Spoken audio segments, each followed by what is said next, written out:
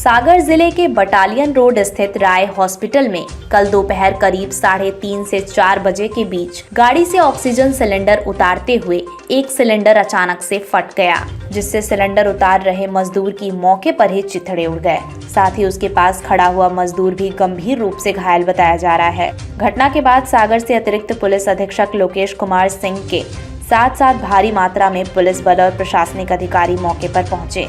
इस मामले में अस्पताल प्रबंधन ने ऑक्सीजन सिलेंडर सप्लाई करने वाली कंपनी पर गंभीर आरोप लगाते हुए उन्हें इस पूरी घटना का दोषी बताया है।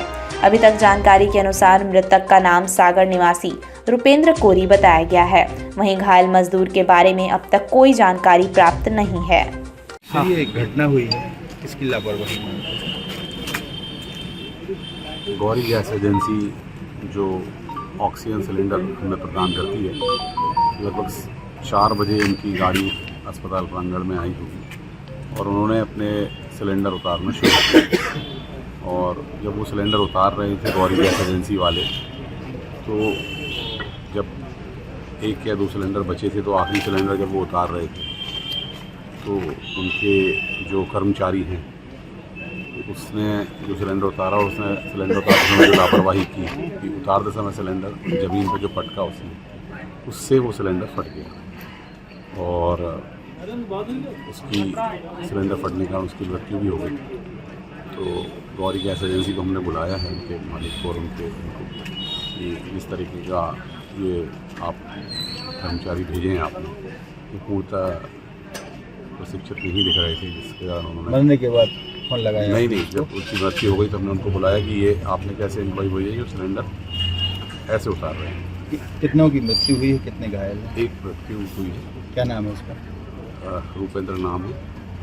एक व्यक्ति पैर में मामूली रूप से घायल है। क्या नाम है उसका? उसका नाम जितेंद्र है। और जो ड्राइवर था वो मौके पर से तुरंत जैसे ही वो सिलेंडर फटा तो वो वहाँ से भाग खड़ा। ये कब से सप्लाई ले रहे हैं आप ऑक्सीजन की? इससे गौरी एजेंसी से गैस से जो हम सप्लाई ले रहे हैं, लगभग हमारा 8 से 10 महीने। कितने सिलेंडर की आपके यहाँ अनुमति है, कितने रख सकते हैं आप? क्या है इसमें नॉर्म्स आप लेते रहे?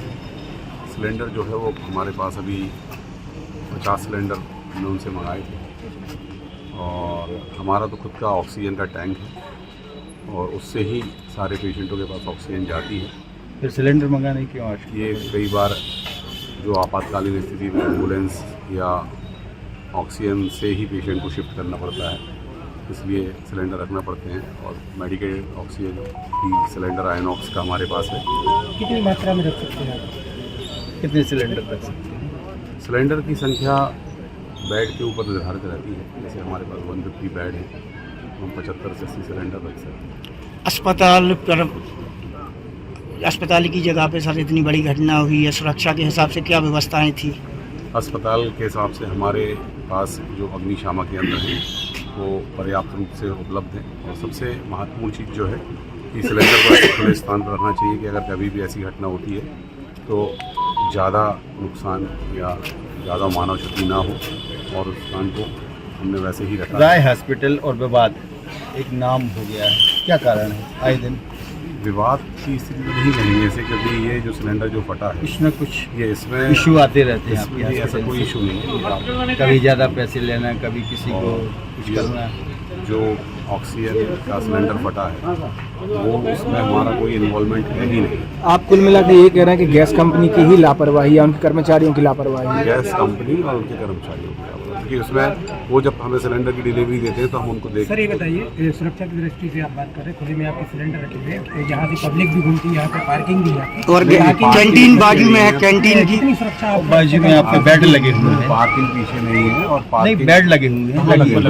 बेड ऊपर लगे हैं भैया, बिल्कुल वाइड अलग बेड ऊपर हैं। बेड ऑक्सीजन के नहीं पास सर, जहाँ पर आपके सिलेंडर रखे हुए वहाँ पर कैंटीन संचालित है आप? कैंटीन बीच में ऑक्सीजन रूम है भैया, जिसके गैस सप्लाई होती है और उसके बाजू में कैंटीन है। मतलब 3 दीवारों के बाद वहाँ कैंटीन है, कैंटीन बाजू में नहीं है। बीच में ऑक्सीजन कंट्रोल रूम है और उसके बाद कैंटीन। क्या नाम है आपका? मेरा नाम आकाश बजाज है। किस ये घटना अस्पताल परिसर में हुई है। मृतक के परिवार के लिए कोई कंपेंसेशन मिलेगा क्या आपके हॉस्पिटल की तरफ से? ये अभी हमारी चर्चा चल रही है और हम इसमें से शीघ्र ही हम आपको जानकारी देंगे कि हम अभी आगे क्या करें। घटना हुई है, कितने इंजर्ड हैं, कितनी की डेथ हो गई? ये एक्चुअली ऑक्सीजन सिलेंडर डिलीवर होने के लिए यहाँ पर आए थे। एजेंसी के थ्रू सिलेंडर यहाँ डिलीवर किए जाते हैं। तो वो सिलेंडर्स जो हैं वो ऑटो से उतारने के दौरान ये हादसा हुआ है। एक सिलेंडर उसमें से फट गया था, तो जिस मजदूर के द्वारा ये सिलेंडर उतारा जा रहा था तो वो इंजर्ड हुआ और उसके बाद उस मजदूर की डेथ हुई है और एक घायल है। तो बेसिकली ये जो हादसा है ये gas cylinder, oxygen gas cylinders थे, जो भी प्राथमिक जानकारी प्राप्त हुई उसके आधार पर बता रहा हूँ कि ऑक्सीजन गैस सिलेंडर थे जो लोडिंग ऑटो से उतारते वक्त सिलेंडर के फटने से हादसा हुआ। सर, ये कितने सिलेंडर रखने की पात्रता रहती है हॉस्पिटल को, और ये घटना मतलब जो सुरक्षा उपाय बरतने थे वो नहीं बरते क्या? इस चीज़ को लेकर के चूँकि अब ये जांच का विषय है और कितने सिलेंडर्स का स्टैंडर्ड है वो भी हम लोग आगे बेसिकली इसके क्या नॉर्म्स हैं उसको स्टडी करके पता करेंगे कि कितने सिलेंडर्स मैक्सिमम रखे जा सकते हैं एक समय में। अगर आवश्यकता से अधिक रखे गए थे तो फिर उस के मुताबिक कार्रवाई की जाएगी। सर, मृतक का नाम और घायल का नाम क्या है? मृतक का नाम है रुपेंद्र कोरी, ये लोकल सागर के रहने वाले हैं और एक घायल है इसमें। सर, इस तरह से सिलेंडर फटना कहीं ना कहीं अस्पताल प्रबंधन की इसी लापरवाही कहा जा सकता है या फिर गैस कंपनी की लापरवाही से कहा जाए?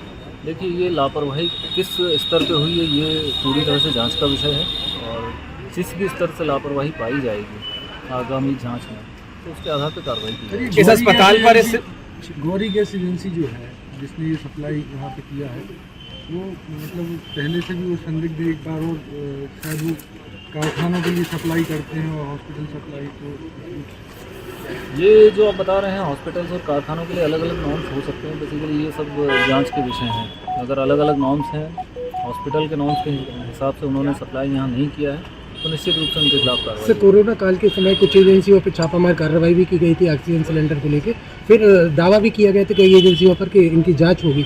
कितनी एजेंसियाँ यहाँ पे अभी जांच के दायरे में हैं और कितनी एजेंसी ऐसी हैं जिनकी जांच हो चुकी है? ये जांच के संबंध में मैं अभी बहुत अवेयर नहीं हूँ, लेकिन चूँकि आप लोगों ने ये पॉइंट रेज़ किया है तो इन एजेंसीज़ की जांच हुई है नहीं हुई है उसके हिसाब से आगे भी हम लोग कोशिश करेंगे कि सभी एजेंसीज़ की जांच हो, समय समय पे जांच होती रहे और उससे प्रशासन इस घटना के बाद कितना गंभीर लेगा इस मामले? निश्चित रूप से कोई घटना होती है उसके बाद हम हमेशा इवन घटना होने से पहले भी प्रशासन गंभीर रहता है और इस घटना के बाद और ज़्यादा हम सक्रियता बरतेंगे ये मैं उम्मीद करता हूँ। ठीक, थैंक्स।